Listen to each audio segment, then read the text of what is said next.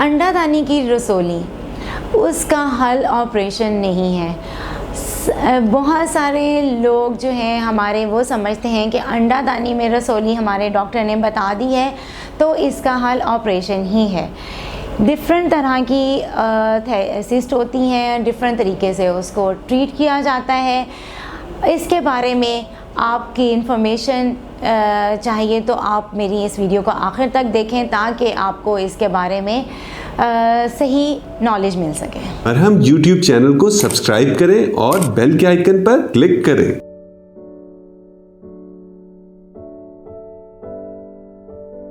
अस्सलाम वालेकुम, मेरा नाम डॉक्टर रुबीना फ़ारूक है। मैंने MBBS Allama Iqbal medical college Lahore से किया और college of physician in surgeon Pakistan से फ़ेलोशिप की डिग्री हासिल की।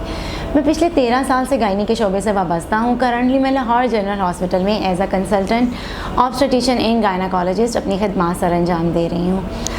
आज मैं जिस मौजू के बारे में आप सबके साथ अपनी इन्फॉर्मेशन शेयर करने जा रही हूँ ताकि आपको इसके बारे में आगाही हो कि ये चीज़ क्या है और इसके लिए आपको क्या करना चाहिए, वो है अंडादानी में बनने वाली पानी की थैलियाँ।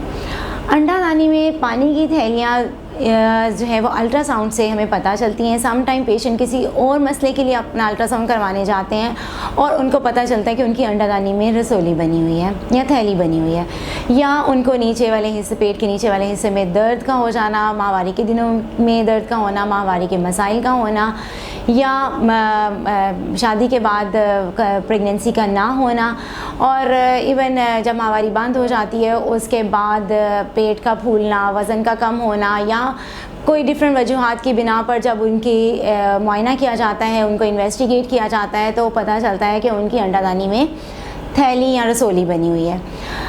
जब किसी मरीज़ को ये पता चलता है कि उनके अंडादानी में सिस्ट बनी हुई है तो वो परेशान हो जाते हैं, क्योंकि उनको यही समझ आती है कि जब ये बन गई है तो इसका हल सर्जरी यानी कि ऑपरेशन ही है। लेकिन मैं इस वीडियो के ज़रिए आपको ये बताना चाहती हूँ कि हर सिस्ट का ऑपरेशन हल नहीं है।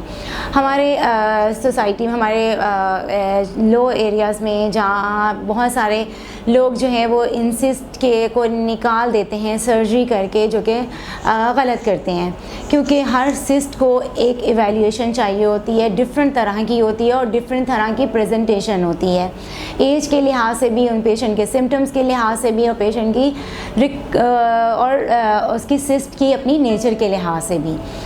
जब हमें ये पता चलता है कि सिस्ट, अब मैं आपको बताती हूँ कि सिस्ट कितनी तरह की होती है। एक होती है सिंपल सिस्ट, वो पानी की थैली बनी होती है जो कि मरीज़ को कोई सिम्टम्स नहीं कर रही होती, जो आपको इंसिडेंटली पता चलती है।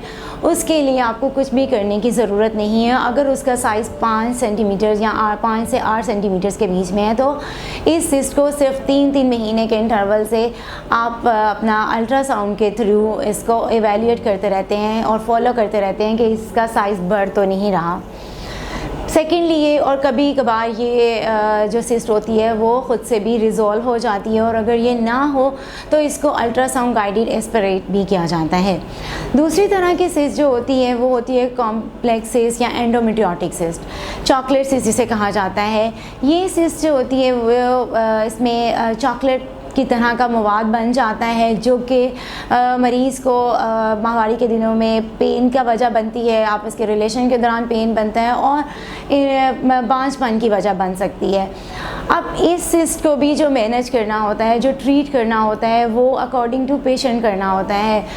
अगर वो इसका साइज़ और उसकी सिम्टम्स और उसकी फर्टिलिटी, मतलब बच्चों की डिज़ायर के अकॉर्डिंग, क्योंकि इसमें भी सिस्ट का साइज़ अगर बड़ा हो रहा है तो हमें उसके, और वो बच्चों की उसकी डिज़ायर है, उसने अपनी फैमिली कंप्लीट करनी है, तो हमें इस सिस्ट को लेप्रोस्कोपिकली रिमूव करना पड़ता है ताकि ये उनकी जो बांझपन में प्रॉब्लम कर रही है वो प्रॉब्लम ना आए। इसके अलावा ऐसे पेशेंट जो IVF की तरफ जाते हैं, टेस्ट ट्यूब बेबीज़ की तरफ जाते हैं, उनमें भी हमें इस सिस्ट को, जो चॉकलेट सिस्ट है, कॉम्प्लेक्स सिस्ट है, इसको लेप्रोस्कोपिकली रिमूव करना पड़ता है।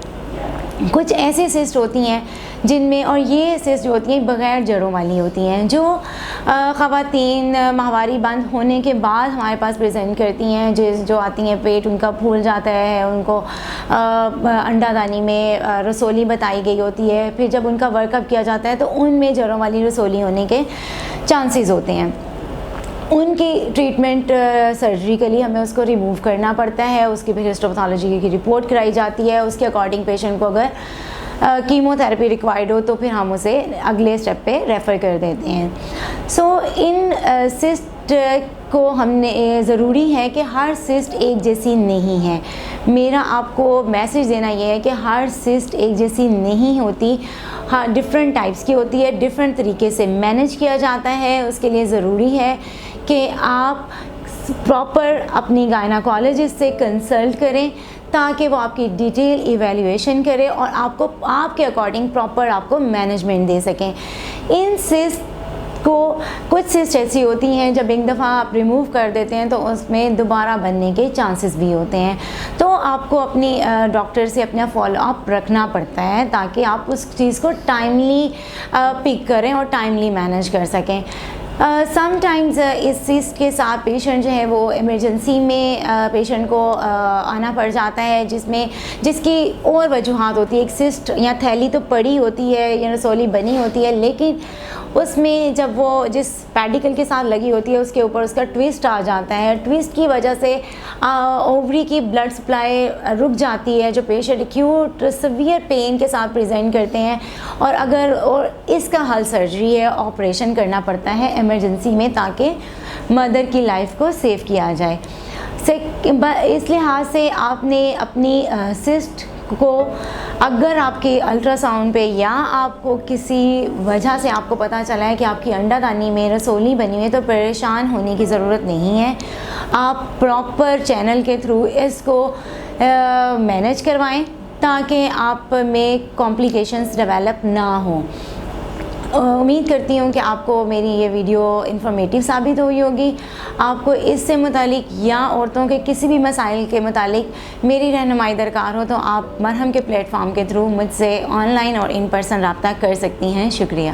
हम YouTube चैनल को सब्सक्राइब करें और बेल के आइकन पर क्लिक करें। अभी मरहम ऐप डाउनलोड करें और किसी भी मसले के लिए 2000 से ज्यादा स्पेशलिस्ट डॉक्टर से ऑनलाइन ऑडियो या वीडियो कॉल के जरिए बात करें।